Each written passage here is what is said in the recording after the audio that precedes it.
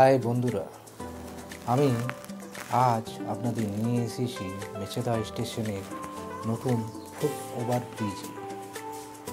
এই foot over bridge যেটা 8ই March সন্ধে 6টা নাগাদ চালু করে দেওয়া হয়েছে যাত্রীদের জন্য।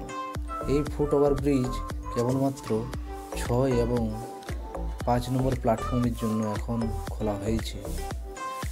বাকি প্ল্যাটফর্মগুলি কাজ এখনও চলছে। সে কাজ হয়ে গেলে পরে খুব তাড়াতাড়ি ওইসব প্ল্যাটফর্মও খুলে দেওয়া হবে। এসব গুরুত্বপূর্ণ খবর পাওয়ার জন্য আপনারা আমার চ্যানেলকে সাবস্ক্রাইব করে রাখতে পারেন এবং সাথে কমেন্ট এবং লাইক করবেন।